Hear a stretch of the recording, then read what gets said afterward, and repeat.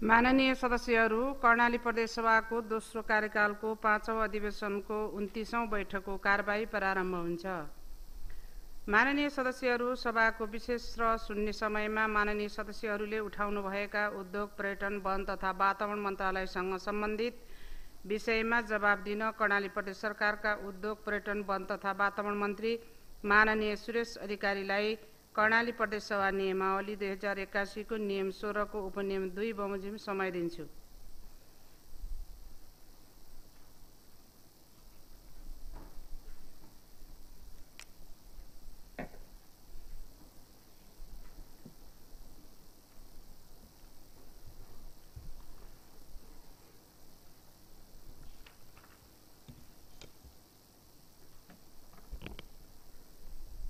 सभामुख महोदय, विभिन्न समयमा विभिन्न प्रदेश सभाका माननीय ज्यूहरूले सम्मानित सदनमा राख्नुभएका जिज्ञासाका सम्बन्धमा उद्योग, पर्यटन, वन तथा वातावरण मन्त्रालयले पर्यटन मन्त्रालय चिन्दैन, उद्योग मन्त्रालय चिन्दैन भन्ने सम्बन्धमा उद्योग, पर्यटन, वन तथा वातावरण मन्त्रालयले प्रदेश सरकारको कार्यविभाजन नियमावली 2074 बमोजिम 66 वटा कार्यको कार्यजिम्मेवारी पाएको छ। यस मन्त्रालय अन्तर्गत प्रदेश वन निर्देशनालय, वन अनुसन्धान तथा प्रशिक्षण केन्द्र, उद्योग तथा उपभोक्ता हित संरक्षण निर्देशनालय, 9 वटा उद्योग तथा उपभोक्ता हित संरक्षण कार्यालय, 11 वटा डिभिजन वन कार्यालय र 2 वटा जलाधार व्यवस्थापन कार्यालय मार्फत सेवा प्रवाह हुँदै आएको छ। पर्यटनको सन्दर्भमा पर्यटन सम्बन्धी इजाजत, नियमन लगायत काम प्रदेश पर्यटन ऐन तथा नियमावली बमोजिम मन्त्रालयबाट हुने गरेको पर्याप्त पर्यटनका कार्य डिभिजन वन कार्यालय मार्फत हुने गरेको र उद्योग कार्यालयको कार्य उद्योग प्रशासन सञ्चालन सम्बन्धी भएकोले पर्यटन सम्बन्धी कार्य पर्याप्त पर्यटनसँग जोडिने हुँदा डिभिजन वन कार्यालय मार्फत हुने गरिएको छ। हाल यस प्रदेशमा पर्यटन विकासका लागि पर्यटन प्रवर्धन बोर्ड समिति गठनको प्रस्ताव तयार गरी कर्णाली प्रदेश सरकार मन्त्री परिषदमा स्वीकृतिका लागि पेश भएको छ। वन पैदावार सम्बन्धी खोटो र लिसा र चुत्राको जरा नै सबै नाश भयो, सकियो अवैध तरिकाले भन्ने सन्दर्भमा वन पैदावार सङ्कलन, बिक्री, वितरण, राजस्व सङ्कलन प्रदेश वन ऐन 2078, कर्णाली प्रदेश वन नियमावली 2080 र जिल्लाको पञ्चवर्षीय वन व्यवस्थापन कार्ययोजना अनुसार हुने गरेको छ। कर्णाली प्रदेश वन नियमावली 2080 को अनुसूची 7 मा चुत्रोको जरा तथा गानो, पात र डाँठ, बोक्रा समेत उपयोग गर्न सकिने व्यवस्था रहेको छ। यसमा चुत्रोको जरा रु 8 प्रति केजी र डाँठको रु 8 प्रति केजी, बोक्राको रु 10 प्रति केजी राजस्व छ। त्यस्ता वन पैदावार सङ्कलन गर्न डिभिजन वन कार्यालयहरूको पञ्चवर्षीय वन व्यवस्थापन कार्ययोजना बमोजिम नियमानुसार सङ्कलन गर्न र नियम विपरीत कार्य भए कानुनी कारबाही गर्न निर्देशन दिइसकेको छ। सल्लाहको रुख कटानको सम्बन्धमा सामुदायिक वनको कार्ययोजना अनुसार आन्तरिक तथा बाह्य खपतका लागि वन कार्ययोजनाको अधीनमा रही नियमित कटान गर्न अनुमति दिएको जानकारी गराउँछु। यसैगरी खोटो सङ्कलनको विषयमा प्रदेश वन ऐन 2078, कर्णाली प्रदेश वन नियमावली 2080, खोटो सङ्कलन कार्यविधि 2081 तथा वातावरणीय प्रतिवेदन तयार गरी नियमित रूपमा सङ्कलन भइरहेको छ। अनियमित सङ्कलन रोक्न निर्देशन दिएको छ। कर्णाली प्रदेशमा हवाई यातायात नियमित गर्न यो आर्थिक वर्षमा यस मन्त्रालयमा बजेट नरहेको, विनियोजन नभएको, तर कर्णाली प्रदेश सरकारको नीति तथा कार्यक्रममा समावेश भएकोले कर्णाली प्रदेश हवाई यातायात नियमित गर्न कार्यविधि 2081 तयार गरिएको छ। उक्त कार्यविधि सहमतिको लागि आर्थिक मामिला तथा योजना मन्त्रालय र आन्तरिक मामिला तथा कानुन मन्त्रालयमा पठाइएको छ। यसमा बजेट विनियोजन भएमा कार्यविधि अनुसार सहुलियत व्यवस्था हुनेमा कर्णाली प्रदेश सरकार सकारात्मक रहेको बेहोरा निवेदन गर्न चाहन्छु। सभामुख महोदय, उद्योग, पर्यटन, वन तथा वातावरण मन्त्रालयबाट रोकिएका काम नभएको, कार्ययोजना नभएका कुराहरू धेरै रोकिएका, जस्तो कोसेली घरको कार्यविधि मन्त्री स्तरबाट स्वीकृति भएर त्यो काम चाहिँ सुरु भएको छ।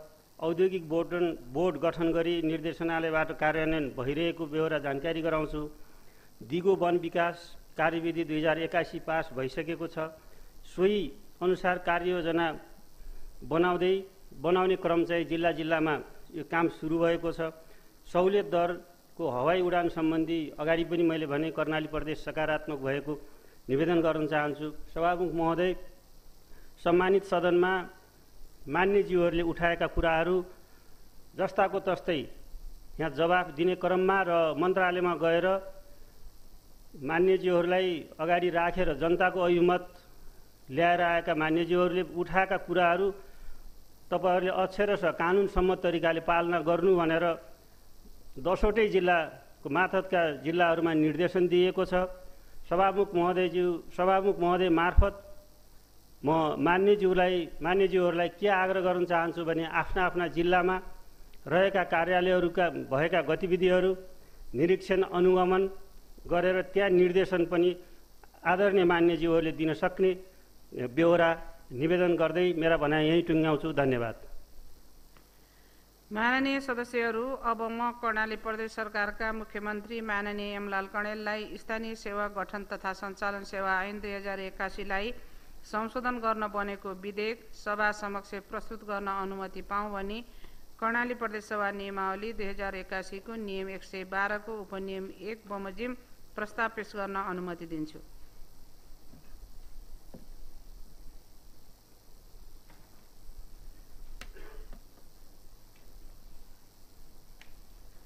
मान्य सभामुखज्यू, नेपालको संविधानको धारा 227 मा गाउँपालिका र नगरपालिकाको कर्मचारी र कार्यालय सम्बन्धी व्यवस्था प्रदेश कानुन बमोजिम हुने व्यवस्था रहे बमोजिम कर्णाली प्रदेशभित्र रहेका स्थानीय तहबाट हुने सेवा प्रवाहको लागि आवश्यक कर्मचारी समेतको व्यवस्था गरी स्थानीय सेवालाई सक्षम, सुदृढ र उत्तरदायी, व्यावसायिक, निष्पक्ष र प्रभावकारी बनाउन कानुनी व्यवस्था गर्न आवश्यक भएकोले स्थानीय सेवा गठन तथा सञ्चालन ऐन 2081 कर्णाली प्रदेश सभाबाट स्वीकृत भई हाल कार्यान्वयनमा रहेको छ।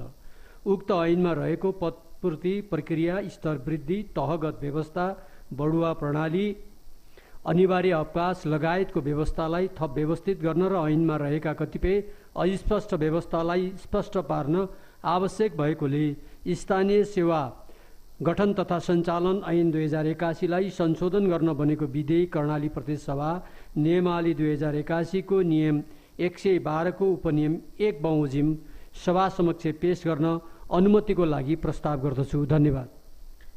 माननीय सदस्यहरू, कर्णाली प्रदेश सरकारका मुख्यमन्त्री माननीय एमलाल कणेलले स्थानीय सेवा गठन तथा सञ्चालन सेवा ऐन 2081 लाई संशोधन गर्न बनेको विधेयक सभामा प्रस्तुत गर्न पाऊँ भनी सभाको अनुमतिका लागि राख्नुभएको उक्त प्रस्ताव निर्णयार्थ प्रस्तुत गर्दछु। यो प्रस्तावको पक्षमा हुने माननीय सदस्यहरूले हुन्छ भन्नुहोला र यसको विपक्षमा हुने माननीय सदस्यहरूले हुन्न भन्नुहोला। यो प्रस्तावको पक्षमा हुने माननीय सदस्यहरूले हुन्छ भन्नुहोस्। यसको विपक्षमा हुने माननीय सदस्यहरूले हुन्न भन्नुहोस्। हुन्न भन्ने आवाज सुनिएन, तसर्थ कर्णाली प्रदेश सरकारका मुख्यमन्त्री माननीय एमलाल कणेलले स्थानीय सेवा गठन तथा सञ्चालन सेवा ऐन 2081 लाई संशोधन गर्न बनेको विधेयक सभामा प्रस्तुत गर्न सभाको सर्वसम्मतिले अनुमति प्राप्त भएको घोषणा गर्दछु। माननीय सदस्यहरू, अब म कर्णाली प्रदेश सरकारका मुख्यमन्त्री माननीय एमलाल कणेललाई स्थानीय सेवा गठन तथा सञ्चालन सेवा ऐन 2081 लाई संशोधन गर्न बनेको विधेयक कर्णाली प्रदेश सभा नियमावली 2081 को नियम 112 को उपनियम 3 बमोजिम सभा समक्ष टेबल गर्न अनुमति दिन्छु।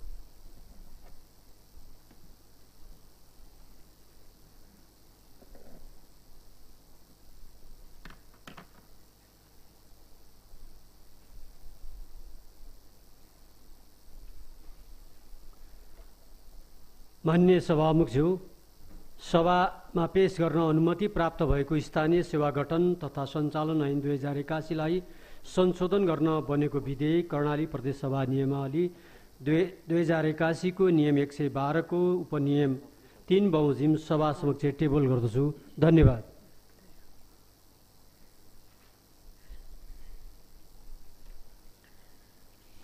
माननीय सदस्यहरू, अर्को बैठक 2081 साल चैत 18 गते सोमबार दिनको 3 बजे बस्ने गरी आजको बैठक स्थगित हुन्छ।